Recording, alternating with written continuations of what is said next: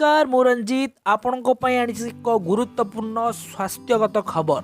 सेऊ खाइबार तुरंत पर एसबू जिनिस खाइले देखादेव अनेक शारीरिक समस्या। प्रतिदिन सकाळे गोटे सेऊ खाइबा द्वारा शरीर को अनेक फायदा मिलता है सत। शरीर रोगमुक्त हेबा सह रोग प्रतिरोधक शक्ति बढ़ाई थाए।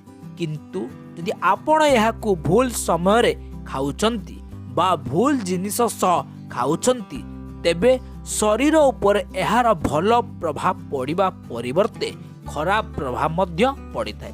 आज आमे आपणकू जणाइबो सेऊ खाइबार तुरंत पर केउ सबु जिनिस खाइबा उचित।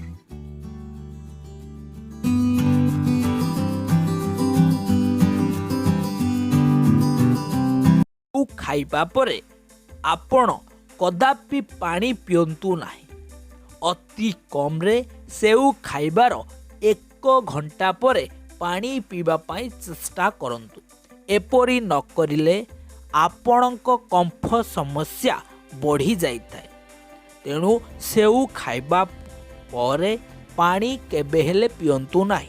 यह द्वारा कफ जनित समस्या वृद्धि पाई थाए एवं शरीर रे रोगर मात्रा बढ़ी जाए। छी लोक सेऊ खाइबा परे खट्टा जातीय खाद्य खाई थांती। सेऊ खाइबा परे आचार बा अन्य खट्टा जातीय खाद्य खाइबा द्वारा गैस सृष्टि होता है। तेणु सेऊ खाइबा परे आपण पानी पियंतु नाही एवं खट्टा जातीय खाद्य मध्य खांतु नाही। सेऊ खाइबार तुरंत परे मूला खांतु नाही।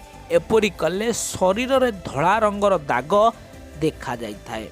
तेणु आपण एही छोट कथा को मानंतु एवं निज शरीर को सुस्थ एवं रोग मुक्त करंतु। एहीपरि लेटेस्ट न्यूज अपडेट सर्वप्रथमे पाइबा पय आम चैनल को सब्सक्राइब करंतु, लाइक करंतु। जदि वीडियो भल लागिता ताले शेयर करने को भूलंतु नहीं।